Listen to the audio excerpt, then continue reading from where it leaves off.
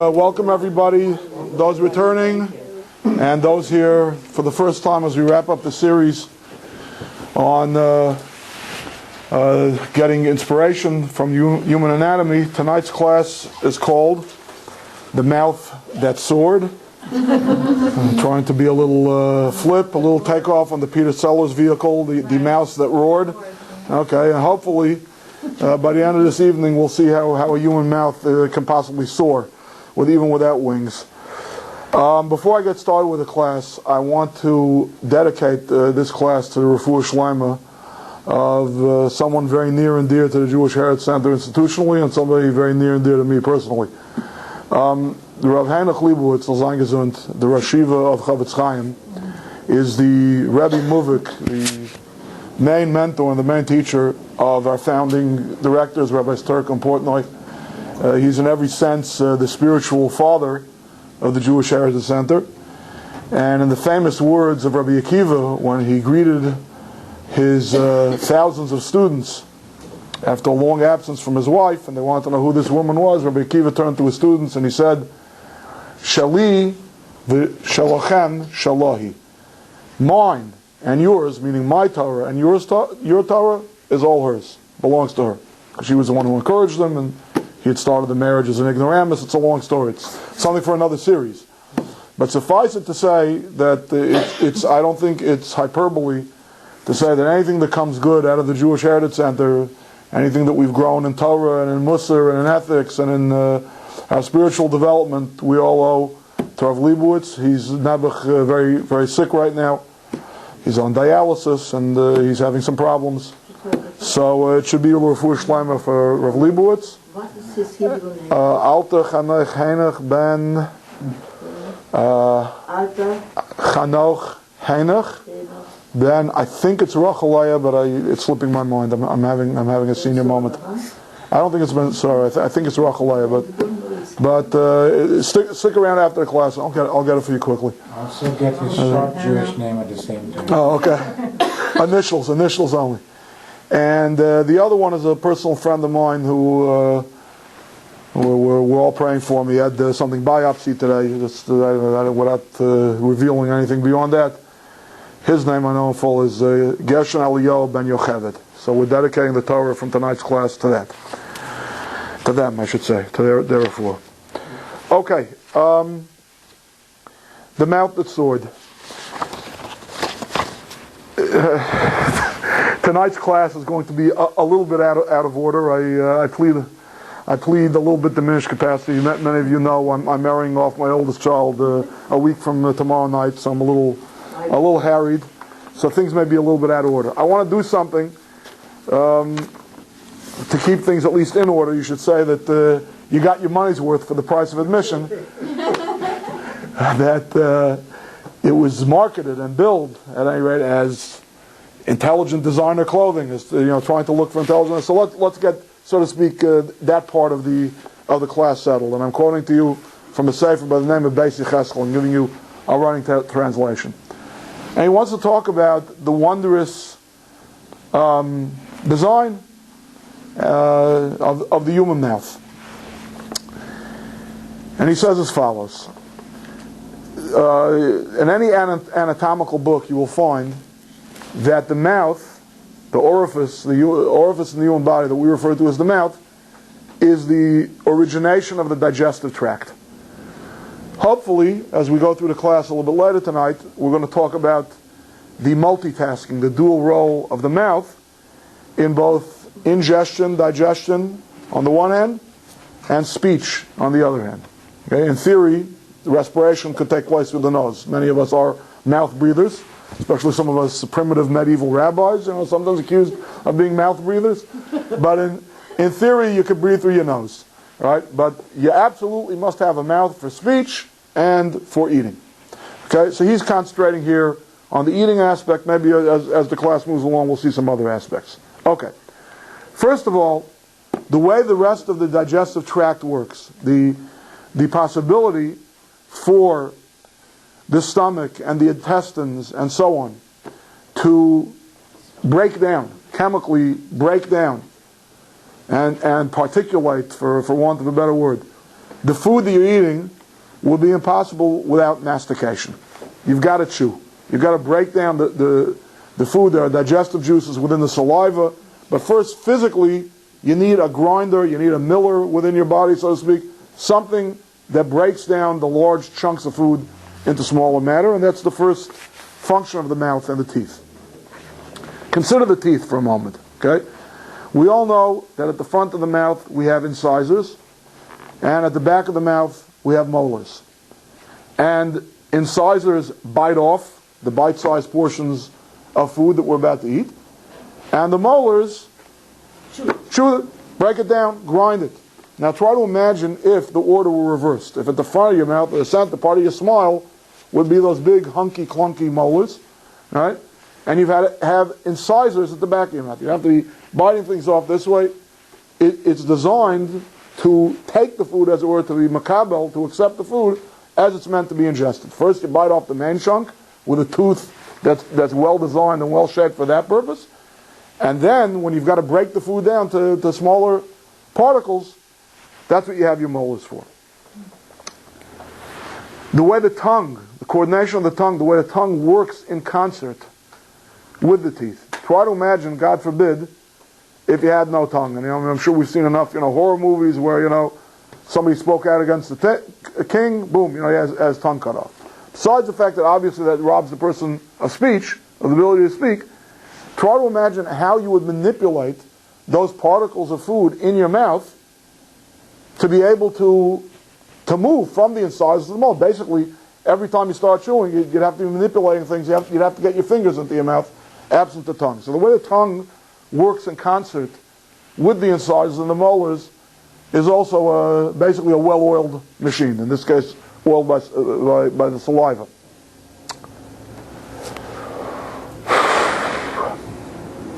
The pressure that the jawbone exerts when manipulating, when working with the molars to masticate, to chew the food, is enormous. Okay, I'm not saying that we have the lockjaw tendencies of a pit bull or of an alligator, but it's pretty good. If you've ever inadvertently got something stuck in your teeth and stuck your finger in your mouth and bitten down and chewed down a little bit too forcefully, you know how painful it can be. We're unconscious of it, okay? People who suffer from TMJ, raise your hands, I'm one, okay? Where the teeth are not perfectly lined up the way they are, start developing all kinds of mental problems, because the way the upper teeth and the lower teeth are designed to fit together in a perfect dovetail, yin-yang kind of way, if they're not striking properly, given enough time, they can actually start destroying the enamel of the teeth. And I know that from sad personal experience, how true that is. So the way the jaw is designed, the jawbone and the jaw muscles, and the ability to exert that kind of pressure to break down even the hardest foods is amazing. Enamel is the toughest material, the hardest material in the human organism. It's tougher than bone. And if the order was reversed, if you had a layer of enamel on the inside and a layer of teeth on the outside, basically most of us by the age of 7 or 8 would all need dentures, would need full teeth replacement. Bones, just raw bones. We think that a tooth, it's an extension of the skeletal structure. It looks like bone, it's white like bone, and so on and so forth. It's much tougher than bone. If it was only as tough as bone, basically your teeth would begin to break down after several years of use. One last interesting thing that the Chovos Halevavos says about the wonderful design of the human mouth is the idea that when a child is teething, when they lose their baby teeth and develop their permanent teeth, they don't lose them all at one shot. Right? All I want for Xmas is my 2 front teeth. Right? Kids lose their teeth. That makes them for some very cute pictures. But try to imagine if you got a full new set of teeth growing in, there'd be a 3-4 month period over there where a kid would have to have all their food blended. Right? Like this, it goes sequentially, and chewing can continue apace even though you finally get your permanent teeth. Okay, that's about it for the anatomical portion of this program. I hope I have not exposed my ignorance of these matters too overtly, and now we move into hopefully the Torah inspiration. In no particular order. I have to try to collect myself here. Okay. The first thing is that when I say mouth, okay, mouth is a catch-all term. In the human organism, as you see, I've already veered off a little bit. Mouth includes cheek, it includes hard and soft palate, it includes teeth, it includes lips, it includes tongue. Okay? But let's talk about for a moment the baseline meaning of mouth. Okay? And let me show you what I mean both in Chumash and in the Siddur. We've got these books out in front of us, we may as well use them.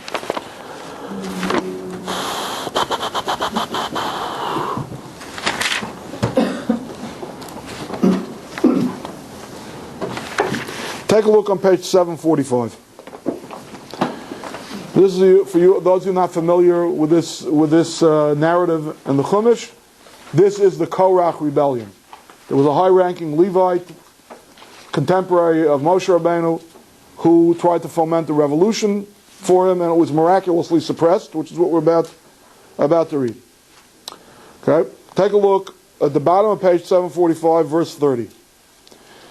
But if God creates something entirely new, making the earth open its mouth and swallow them and all that is theirs.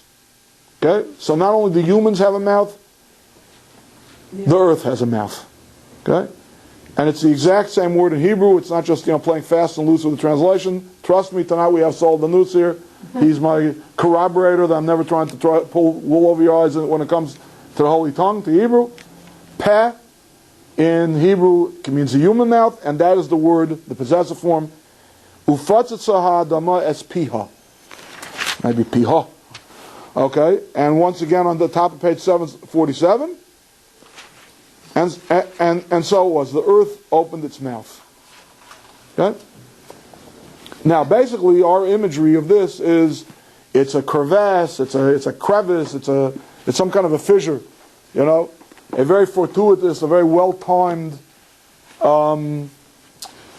earthquake, very severe earthquake, and that's our picture of what happened over here. But the Torah's description of it is the earth opening its mouth.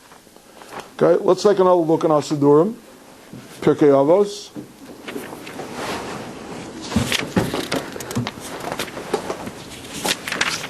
And don't close it, because the Chumash you can close, but the Siddur keep open, because we're going to be coming back to this a little bit.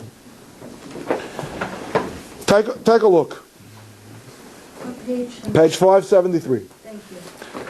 573. Give a moment for everyone to catch it.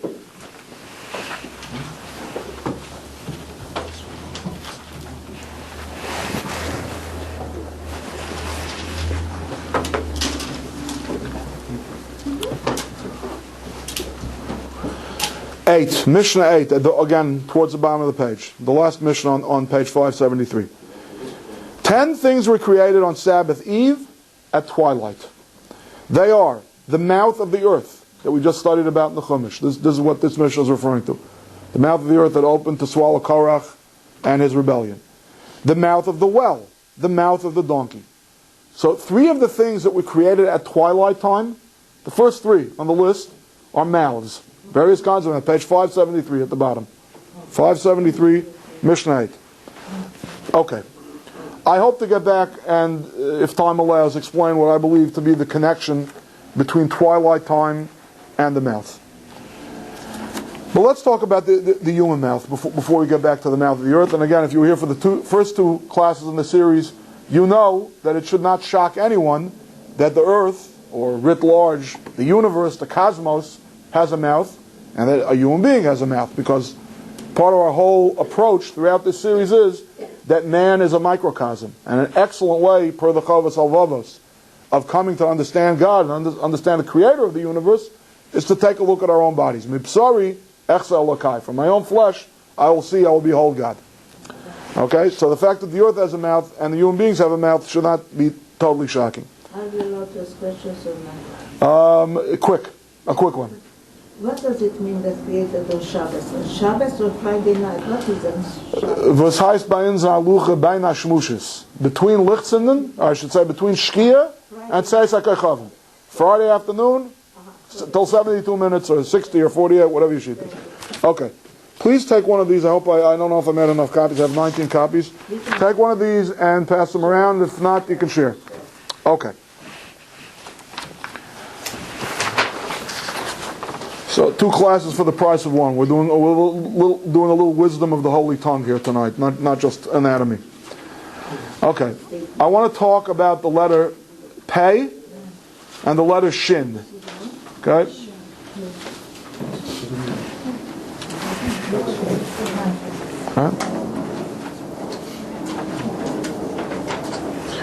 Now, the Hebrew alphabet, being not the creation or of a convention or of the social contract, but being a divine language, is very self-referential and self-reflexive. I'm sure you all know by now that Hebrew letters have numerical values. They have names. They have spellings. Okay? I don't know if, phonetically, if you're looking in a dictionary, the letter A, they'll write A-Y. But there is no word in English A-Y. Okay? Hebrew letters are not that way. Aleph means something. Aleph, Lamed, Pei, it means something. It means to teach. Okay? Gimel means to give, in particular, a philanthropic donation. Dalet means a door, and so on. Okay? So, with that in mind, that general principle in mind, let's take a look at these 2 letters. The letter Pei, or Peh, means a mouth. That's what the letter is spelled Pei. You want to spell out the letter, I'm pronouncing it like an Ashkenazi. Schwartz Jew would say Peh. Peh. Okay, the letter Pei, or Peh, means a mouth. Now, not only is it the first letter of the word mouth, it means a mouth. Now, take a look at the calligraphic way. This is in the Torah scribal arts. The way a Torah scribe writes a Pei in a Sefer Torah, in a mezuzah, in a pair of tefillin. This is the way it's written. Look at the shape of the letter for a moment. Okay? First of all, before we see what it circumscribes, okay, the very letter Pei is basically a chaf, okay, which looks like an open mouth, a gaping mouth, with a tooth in it. Okay? A tooth descending, as something would, from the gums into the cavity of the mouth. That's what a Pei looks like. A. B, look at what it circumscribes. Okay, you see where I drew that arrow? It circumscribes a beis. Okay, that's the second letter of the alphabet. Okay, I tried to contrast it so you could see it more clearly. If you look really carefully, even on the left-hand Pei, you can see the circumscribed beis. Okay? Beis means what? Anyone know what the letter beis means? So you're disqualified. Somebody else. What does a beis mean? House. What is the function of a house? Why do we build houses? Okay, get a little bit more conceptual. Could there be a concept of inner and outer without houses? No. Houses create inner space. Everything is the great outdoors until you build a house. Okay? Let me show you what the verb, not what the verb, but another more basic meaning of the word bias or base. Base really possessive form of bias. The noun is bias. Okay? Base or bet means house of. But let me show you something else that the word base means. Go back to the beginning of the Chumash. I'll tell you exactly which page.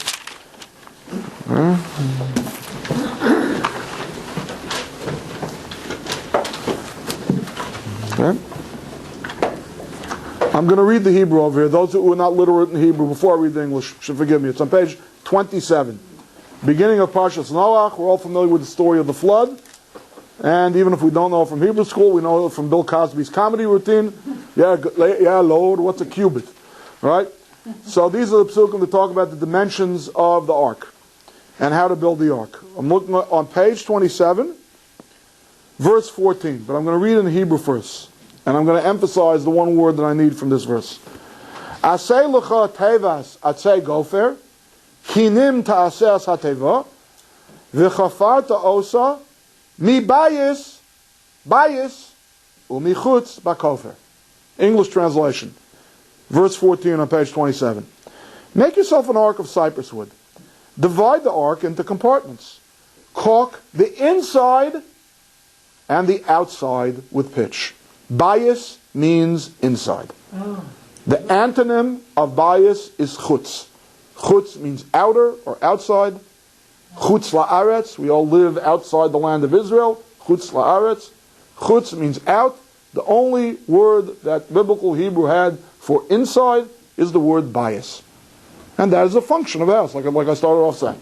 We build homes, we erect walls, we have now created inner space. We haven't created outer space. The great outdoors was there before the house. Right. A house is to create innerness. Okay? So, what does this gaping mouth, equipped with teeth, or at least with a tooth, what does it do? It serves as a portal from our inner selves to our outer selves. That is what a peh is. An aperture. Peh literally means an opening. As we saw, the mouth can have an opening. Right? The Gemara in Ksubis talks about a person who's medically treating a boil. And it says, Im lasos lo peh, if you want to make a permanent aperture, that's a surgery that's not allowed on Shabbos. Right? Peh. Any kind of opening can be called, any kind of orifice can be called a peh. But in particular, a peh really means, if we want to understand what the human mouth is, okay, it is that which delivers the inside to the outside. Okay? It's the vehicle. It's a gateway. It's something that takes what is inside, what is me bias, and brings it lachutz. It contains a bias. It contains something on the inside, but it itself is an opening that allows things from the inside to flow out. Why do we need speech? We're not telepaths. If not for the ability to connect with one another, if not for communication, mouths would be beside the point. Okay? So the whole idea of having a mouth is the capacity, is the ability to bring what's inside out to somebody else in a way that it's usable for the other person. And the speech makes us human beings, because the animals cannot speak. Indeed. You anticipated the very next thing I was going to say. Very good. Let's get to exactly what Ms. Bennett was talking about. Okay, like I said, we're not going in any particular order tonight. It's a little bit stream of consciousness. We'll get back to the letter Shin a little bit later. But let me tell you more explicitly what Ms. Bennett just alluded to. Take a look, and those of you who have come to my class before know that I pull this out pretty much every other class, but it's okay, it bears repetition. Now we're doing the narrative of the creation of human beings. Okay? Take a look, I believe it's going to be on page 7. No, it's going to be on page 5. No, wrong. It's the second narrative. Okay, take a minute. Just give me a minute.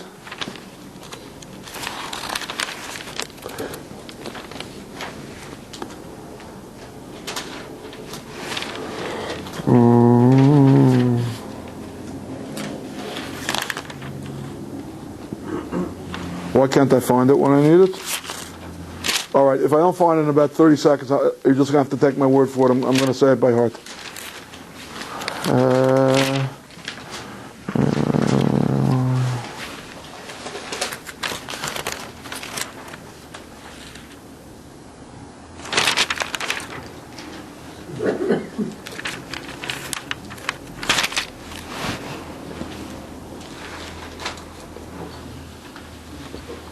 Okay, I don't know why I can't find it. But anyway, the famous verse, the famous pasuk of the creation of the human beings is Vayibach ba'apav nishmas chayim, vayi adam l'nefesh chayim. God blew into his nostrils. Pardon me? Pasuk 7. Pasuk 7. On which page? Page 7. Page 7, pasuk 7. Okay, very good. Why couldn't I find it? I don't know. Not in your book. 7. God formed man out of the dust of the ground and breathed into his nostrils a breath of life. Man thus became a living creature.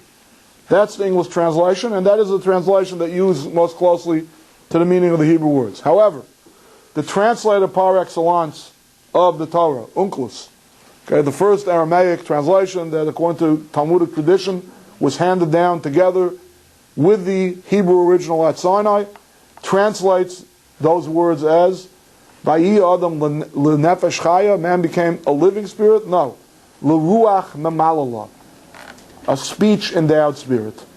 Man was made with the capacity to speak, and that defines man.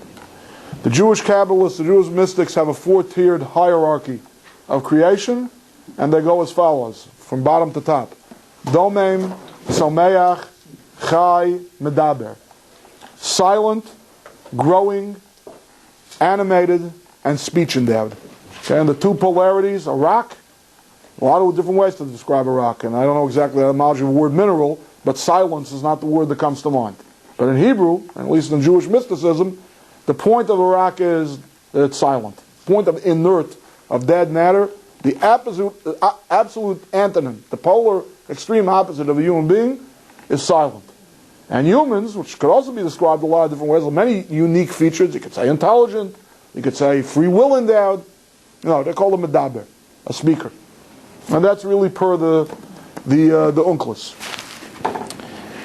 So, our mouths are not just coincidentally something that keeps, as the old saying goes, body and soul together. It's the unity of body and soul in the first place, okay, that allows for we would think, the less essential to life function of the mouth, and that's speech. Rabbi Tzadok HaKayin of Lublin says there's really no disparity between the digestive function of the mouth and the speech function of the mouth. The same way we ingest, we eat to keep body and soul together, that gives us chiyus, that gives us vitality, communication gives us vitality. The fact that we can impart wisdom and knowledge to one another vitalizes us as well. It's just as essential to human life. No man or woman is an island. We cannot be isolated. We're meant to be speech endowed, and it's not just a way of passing time. It's as life-giving as food itself. I want to share with you an amazing Gemara. Again, forgive me that I'm a little all over the place tonight. We'll do as much as we can do. Amazing Gemara and two thoughts from the Maharal of Prague.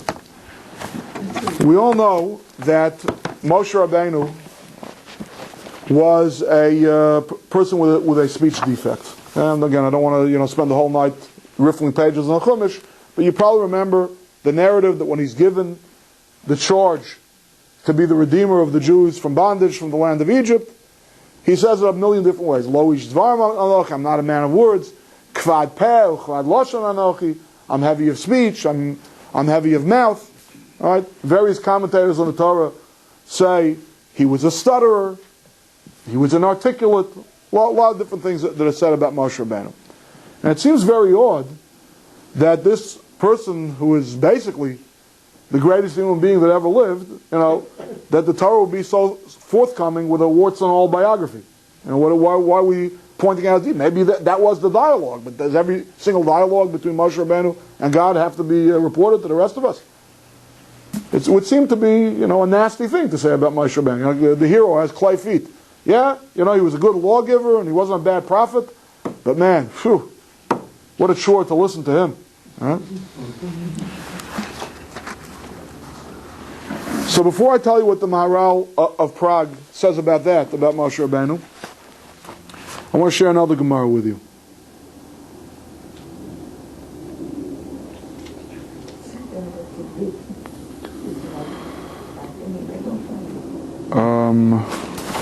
One second. Do I have the right book?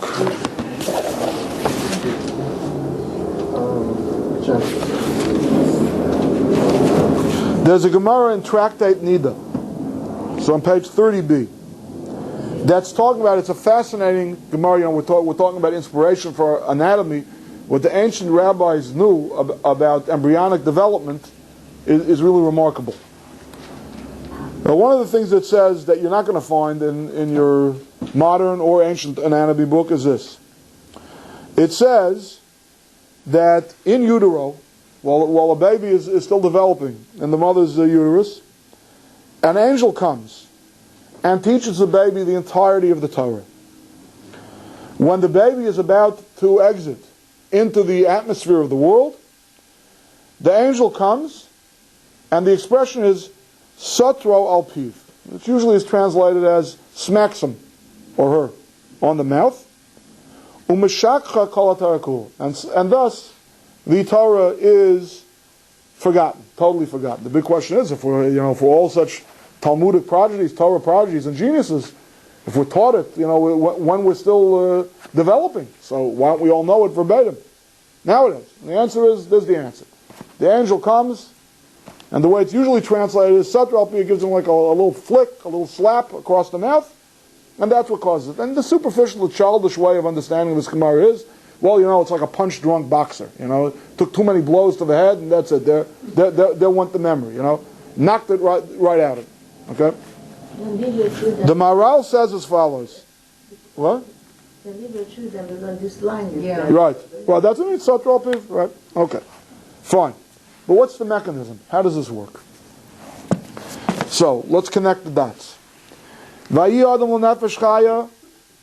Vayipach b'apav nishmas chaim. God blows into man, into the nostrils, a nishmas chaim, a breath of life, a soul of life, an exhalation. Nishima means respiration in Hebrew. God exhales into man, and that exhalation is what we call the human soul. And then man becomes a speech-endowed spirit. So the arithmetic is very simple. I don't know if a cognitive scientist would agree with me, but per our Torah, our Medrash, our Talmud, the capacity for human speech, and don't tell me dolphin, and don't tell me other primates, okay? Human speech is unique.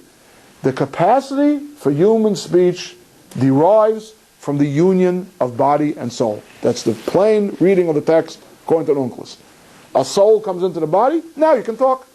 Now you're a speech-endowed spirit. Now you're a speech-endowed being. So it's only that connection of body and soul that allows for the thing that we know as speech. Says the Maharal as follows. You think that Moshe Rabbeinu's speech impediment, whatever it was, a stutter, a lisp, that's the physical manifestation of it is really besides the point. You think that was a defect of Moshe Rabbeinu? That was his superlativeness. His soul was not well implanted in his body. This was a person who took shuttle flights between heaven and earth. Now, you know the story before the giving of the Torah at Sinai, the shuttle diplomacy. He's going up, he's going down, he's carrying answers from the nation to God, messages from God to the nation, spending 40 days all expense vacation in heaven. What human being does that? Our sages say about the Chumash expression, Moshe Ish Hu Elokim, a man of God. He says from his navel up he was a god / an angel. From his navel down he was a human being.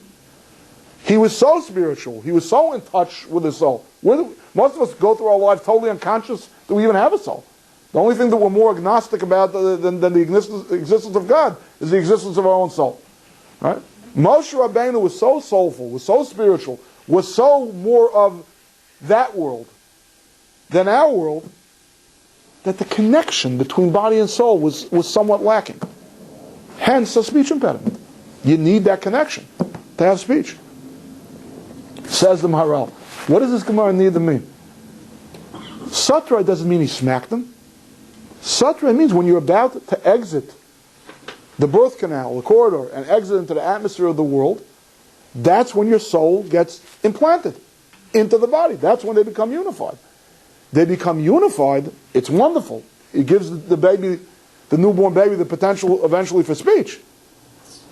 But it also makes us blind to the Torah. It's our material beings. It's our bodies that blind us to the truth, to the light. It's the metaphor that the Talmud learns. It says, Ner doluk al rosha, bihilo neir al roshi, the famous, a light above my head. The prophet Yeshaya says, Isaiah says, that's what the baby is in utero. That's talking about the neshama, the soul, when it's still kind of disembodied, when it hasn't been firmly implanted into the body, then it's a clear, unfiltered, open receptacle to the Torah. When it gets stuck into the body in a more permanent way, poof, I shouldn't say poof goes the Torah, but subliminal goes the Torah. Now the The conception of the Torah is something buried that we have to do our kind of holy archaeology to dig up, to discover, to get in touch with our neshamas, our spirits. Learning Torah is a journey of self-discovery. So, the peh, the mouth, again, is about not just having an aperture, not just having an opening, okay? But it's an opening that serves as a bridge. It's an opening that brings things, in this case, in human communication, from the outside to the inside. And thank you for finding the pasuk for me. I want to share with you a very beautiful vart from Rosh Schwartz, the Rav of Kaladas Yeshua in Washington Heights for many years. In his sefer, in his commentary on the Chumash, Mayim Beis HaShe'eva, he points out the fact, let's look at it again, that, I'm not going to read you all the verses, but if you skim through pages 7 through about, 9, 11, 13, you'll see that man becoming an animated spirit, or as the Targum Onkelos puts it, a speech-endowed spirit, precedes the creation of woman. And the question of Schwab asks is, if man is alone, okay, God then reconciles, says, it's not good for man to be alone, let me make a helpmate opposite him. Okay, but originally, as it were, man is being created alone, all alone. If you're all alone, why communicate? Why do you need a mouth? More than why do you need a mouth? Why is having a mouth your defining characteristic? You are a speech-endowed spirit. What do you need speech for? And Rav Schwab answers, to talk to God. We're not just speech-endowed creatures. We are prayerful creatures. First and foremost, it's about communication with God. Even before there's another human being. It's certainly not Dr. Doolittle. Certainly not to talk to the animals that were there. As he found out in short shrift, when he starts naming the animals, he said, these are not helpmates, these are not my peers, these are not for me. But to God, Adam Rishon, the first human, could talk. So it was necessary to be speech-endowed and to define oneself as speech-endowed before there was even another human being to speak to. That means that prayer is essential to what it means to us to be humans. And I'd add one beautiful thing to our Schwab's vart, a vart that Reb Tzadok says. I usually say this when I'm giving the class on Lashon Kodesh, on the Holy Tongue. He says, fine, he had the potential for speech, but how did he learn to speak? So he says, like any child does, by listening to his parent. He says, God spoke to him, and he imitated. I don't know if that's the Rosetta Stone system or not, okay? But that's the way most human beings develop, what we call Mama Lashon, our mother tongue. Our first language that we learn is the one that we overhear our parents speaking. God was speaking to Adam, to the first human. He was a quick study. He had a mind that we can't begin to conceive what kind of, our mind on steroids, our human growth hormone is a poor metaphor for the kind of mind that Adam Rishon had. So maybe it took, what us it takes 4, 5, 10 years of development, he got in 10 seconds. But he learned to speak by listening to God speak to him. It was two-way communication.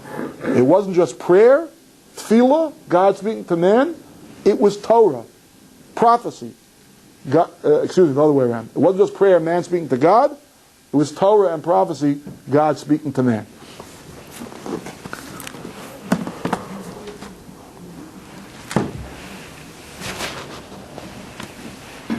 I want to plug my sponsor before we get grabbed by the clock, and then I would be.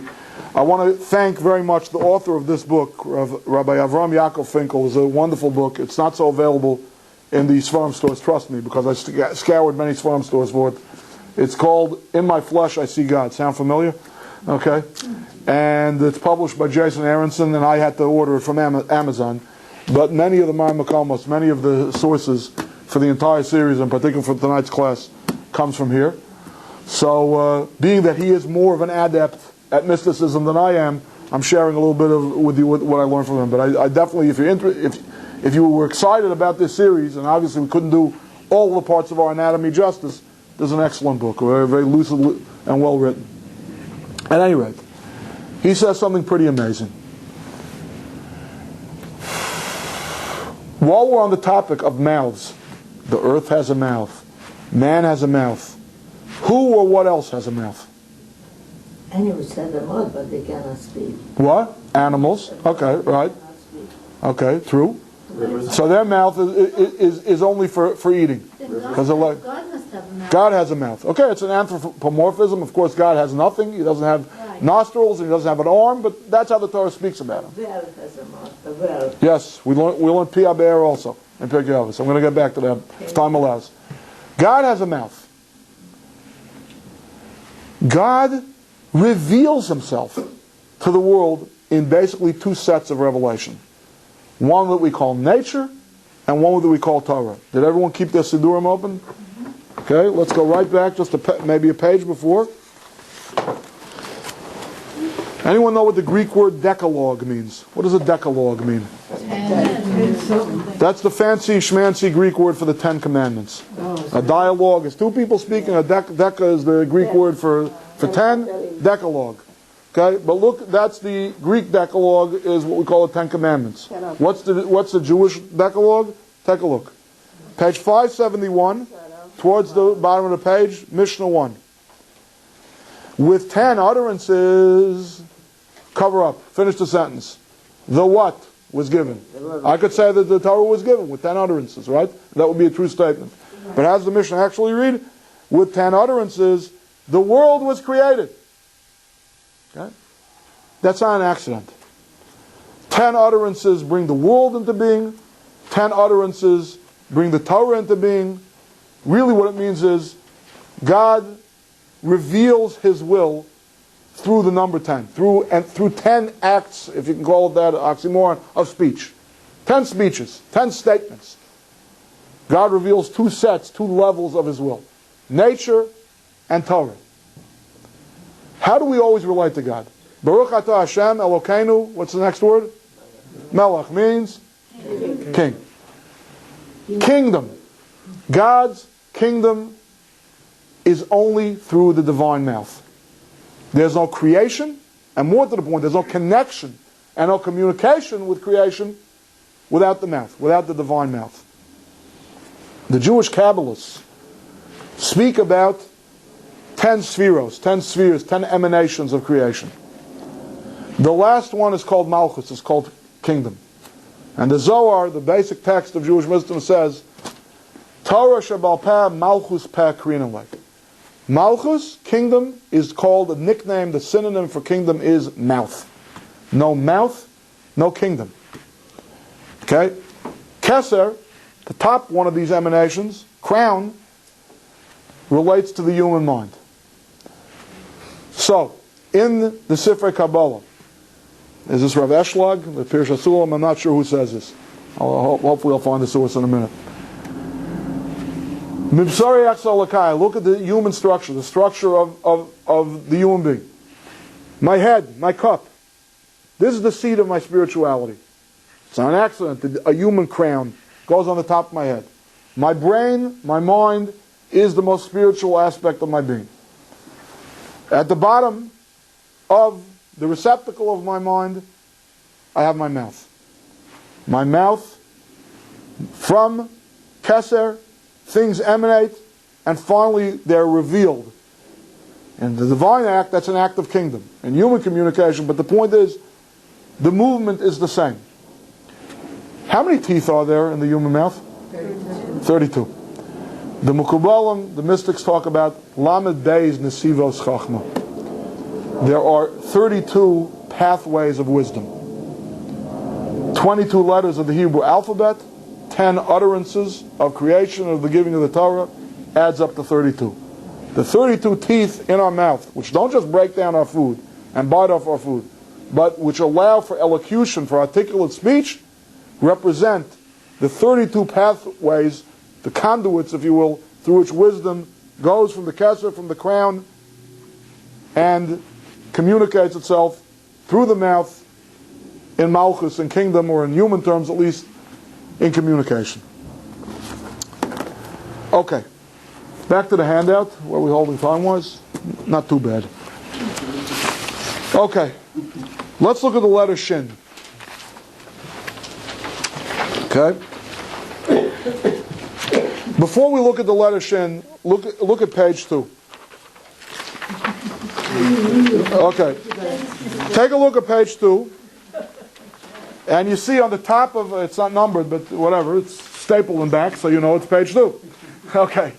Take a look at the top row of teeth, okay, or even the bottom row of teeth. I don't really see the difference. The middle diagram, okay, that's called buccal. Okay, now until I prepared for this class, I don't know if I'm pronouncing it right either. I had no idea what that word meant.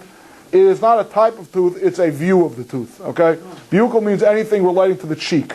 So I guess that's an inner X-ray, an inner view of the tooth. Obviously, it's a three-rooted molar.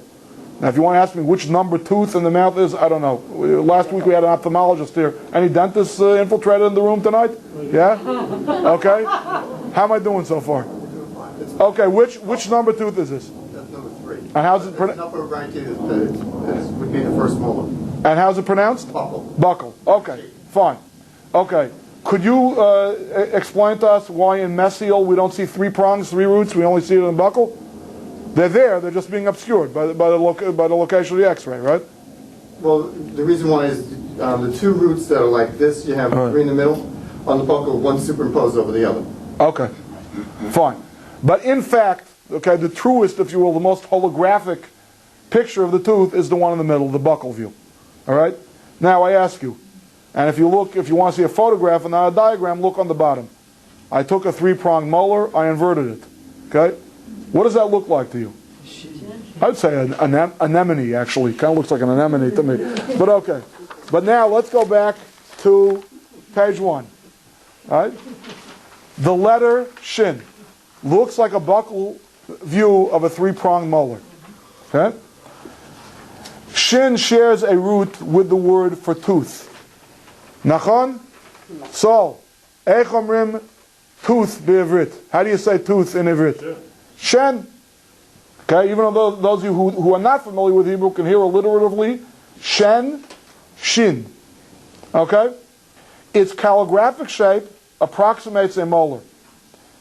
Okay? Now, before I get to its meaning, okay, now, Shin and Shen are not exactly the same. Aval, bevakasha, so, Shen, what other meaning does it have besides tooth?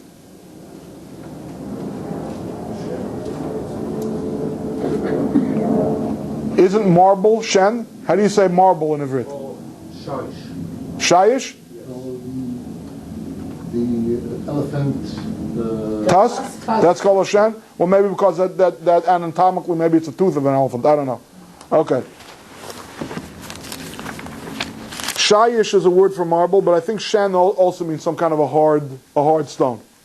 Possibly, Yeah. because One second, let's take a look. Give me a second. Shira Shirim. Let's look at our Sidurim for a moment. Let me see if I can find this. Because I remember a verse say Batei Shen, it means houses of marble.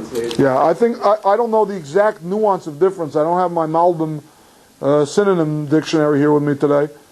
But I believe that both Shayish and Shane can mean marble. But let's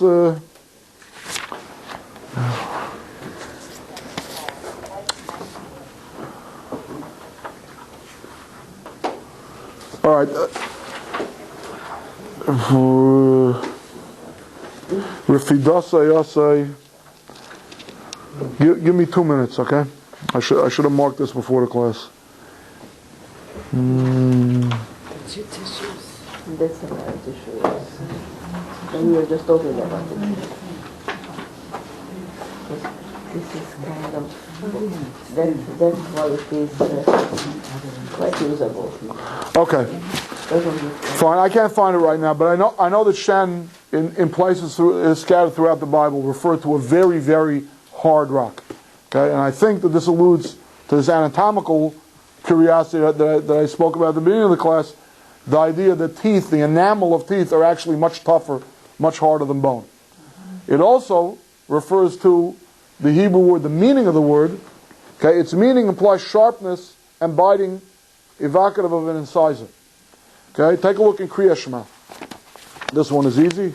Here I can find the place momentarily. Take a look on page 93. Okay? The English reads, third line of the first paragraph, last two words on the line. Okay, talking about the words of the Torah being on your heart and minds at all times. It says, teach them thoroughly to your children, and speak of them while you sit in your home.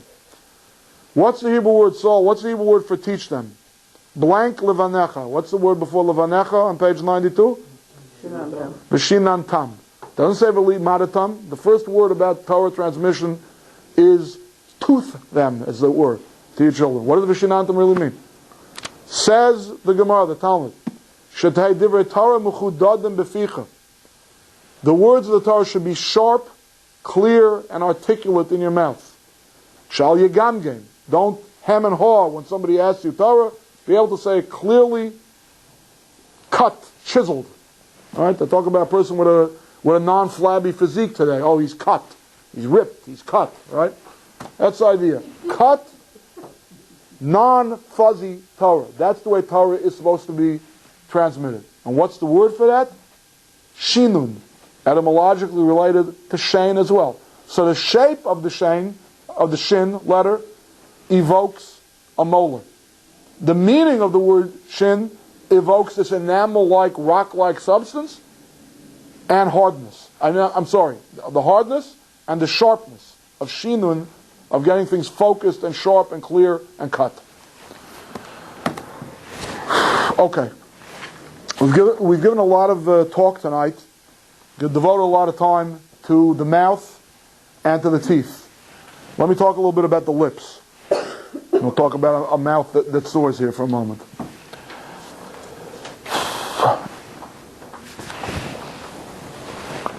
The Ramban says that we have a preamble to every time we pray.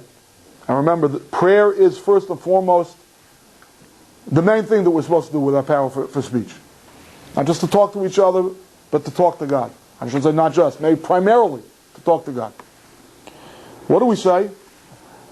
Hashem sefasai tiftach, ufi agid kihilosecha.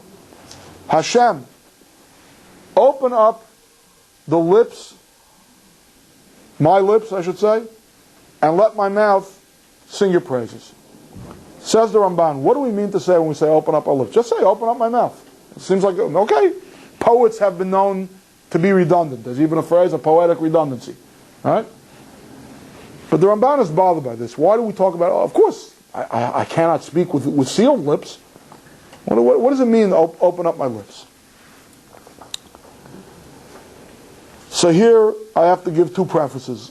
One halachic and one etymological. Let's start with the halachic one first. The Rambam rules, Maimonides rules, and it's based obviously on the Talmudic discussions of same, that the whole part of the Torah that deals with supernatural leprous-like lesions of the skin, okay, the whole section of the Torah, two full parshias in the book of Leviticus, that is a dermatologist's dream. Okay, I know we're not having another series, so the dermatologist can sneak in. This is the only dermatological insight you're going to get. Okay, but it talks about the skin turning white and the skin turning red and the skin. Just to illustrate quickly what I mean, let's take one look. It's in Leviticus. So get to the middle of your Chumashim. Tazria Mitzara. Take a look on page 559. 559, chapter 13, verses 1 and 2.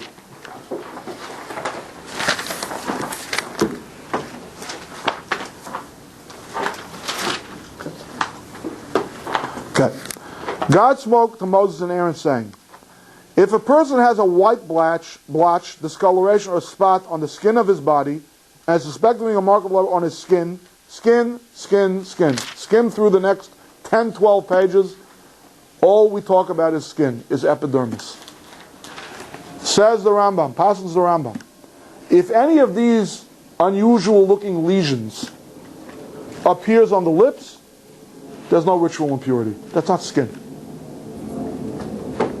That's not the skin of the flesh. Ar basaro. The Hebrew reads, Kiyeh ba'ar basaro, in the skin of his flesh. That means the skin that covers your flesh. All right? The lips, he says, are not the skin of your flesh. Are they exactly your flesh? I don't know. Are they an internal organ? Are they an external organ? But it is kind of curious that the color of our lips is much more similar to the inside of our mouths than to the outside of our mouths. All right?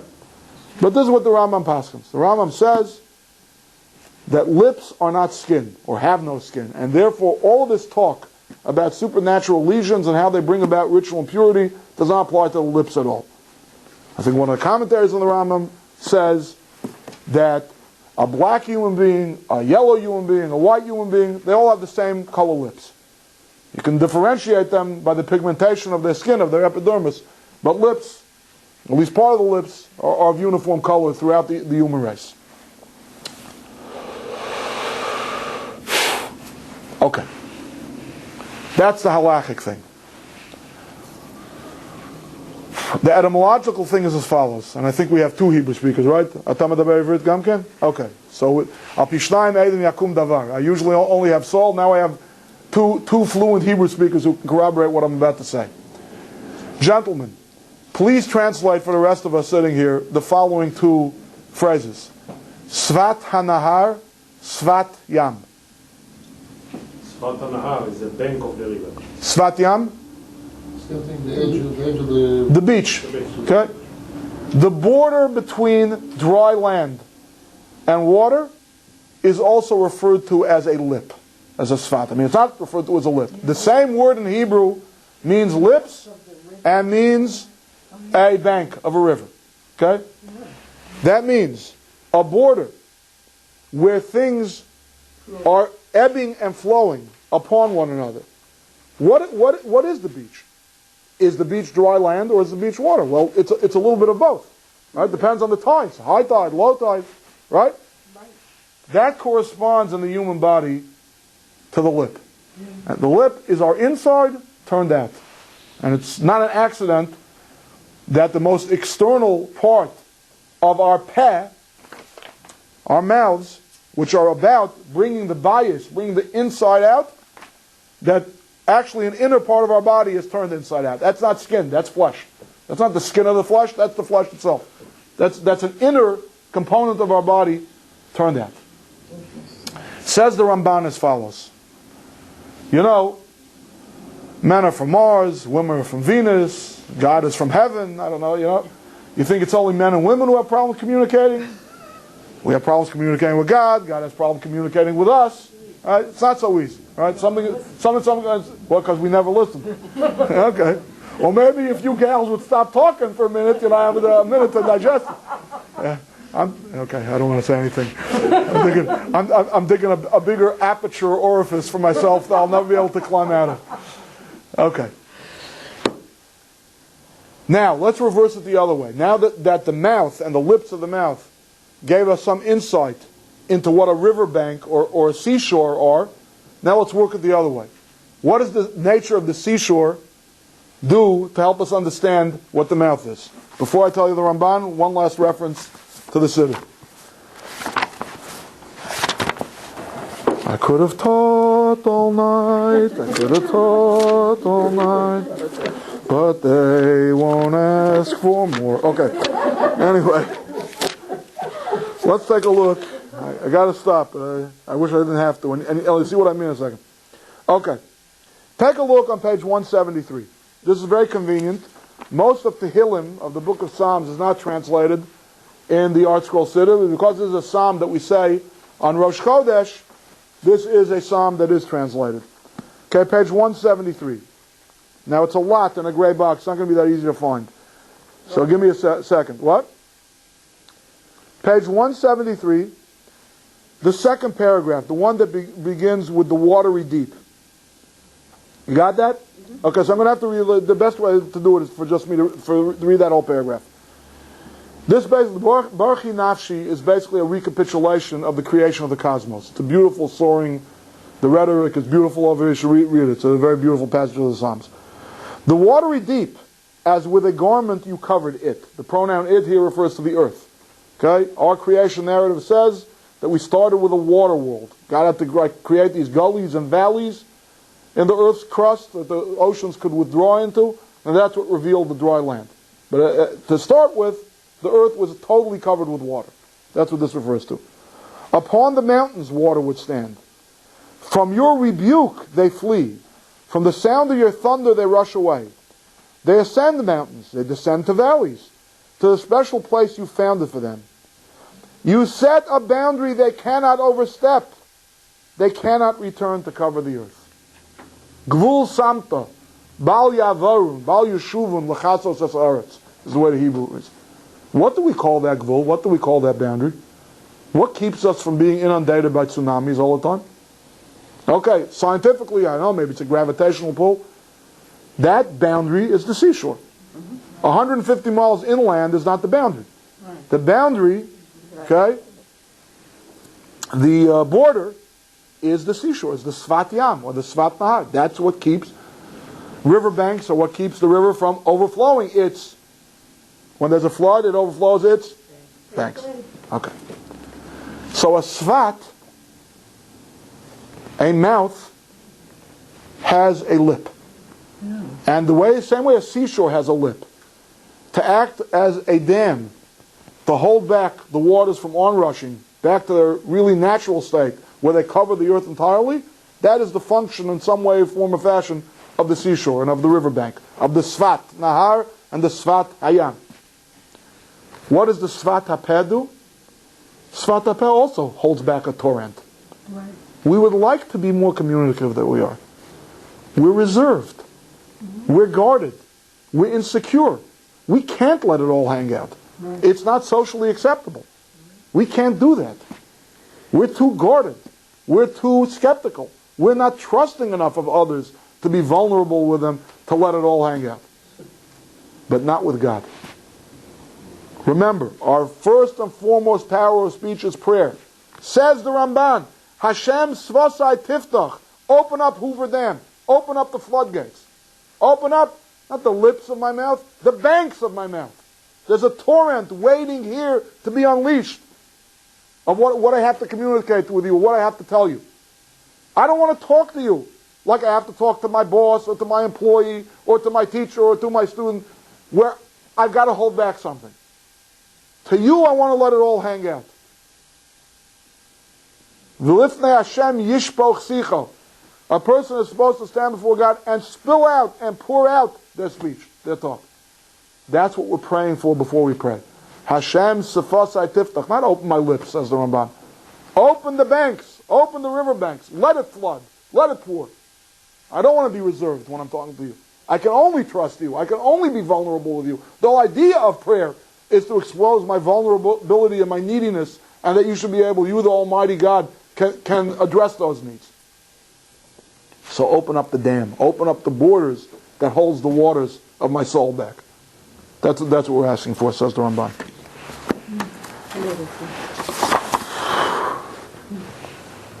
Okay, I think I should stop here. It's hard to top that one. So I could have taught all night. Like I said, I have a bunch more. Ladies and gents, next, thank you. Okay. We have a nice collation. We're talking about the